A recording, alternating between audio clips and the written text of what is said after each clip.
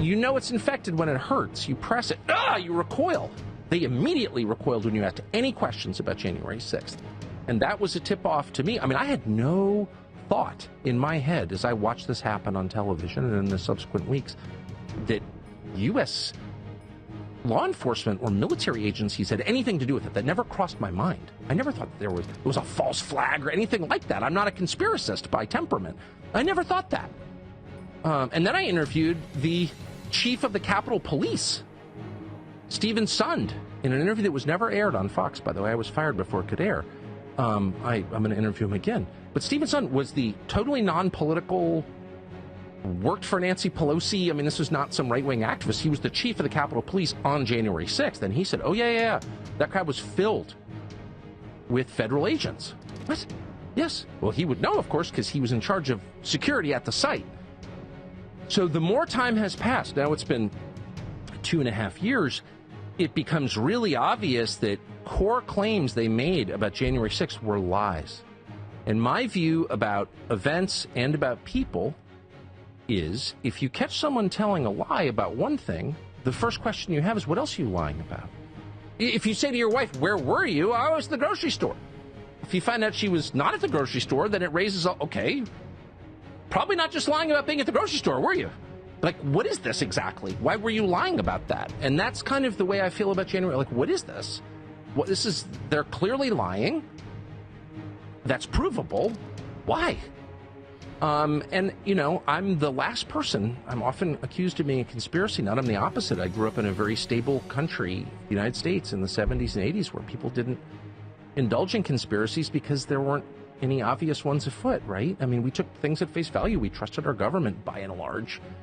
But the amount of lying around January 6th, and it was obvious in the tapes that I showed, is really distressing. And anyone who's covering for those lies should be ashamed of himself. And that would include almost the entire American media, including Fox News.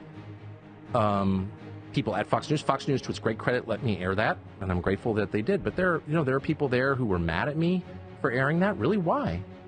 If you think I'm cherry picking it and taking it out of context, show me where. And by the way, I didn't make the claim that it was entirely peaceful. It wasn't. Police officers were injured. More police officers were injured at the riots in front of the White House the year before. But whatever. All injuries to police officers or anyone else are bad. I'm certainly not making excuses for it.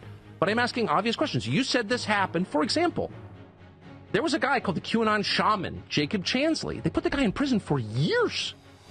There is surveillance tape that they hid until I aired it, showing the Capitol Police trying lots of doors, trying to get into the Senate chamber, the sacrosanct chamber that he wasn't allowed to be in, and then escorting him in. And he kind of wanders around like he's taking a hit of mescaline, just kind of, you know what I mean? And like he says a prayer, he thanks God for the Capitol Police, and then he wanders out. Now, there are a lot of conclusions you could draw from that, but you cannot call that guy an insurrectionist. That's a lie.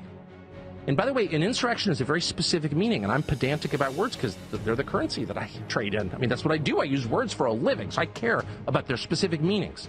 That was not an insurrection. It was not armed, and its purpose was not to overthrow the government. It was a spasm of rage that Trump definitely helped inspire. That's true. And at the election results. Okay. You know, I'm not actually for that. I don't think leaders should be making people more pissed in general.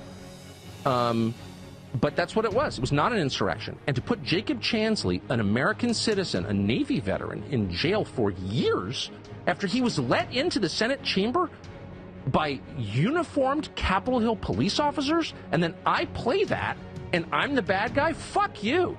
Like, what do you make of that? I'm sorry, it makes me mad just thinking about it. I said I wasn't going to be a hater. That makes me mad.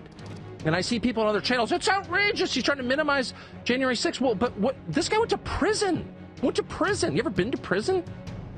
Only for visits. Right, okay. It's not very nice. You don't want to go to prison to take a man's freedom away and call him all these names for something he didn't do and then show no remorse at all when you're exposed to have lied about it. There's a human being who was locked away in a prison. It's an outrage to me.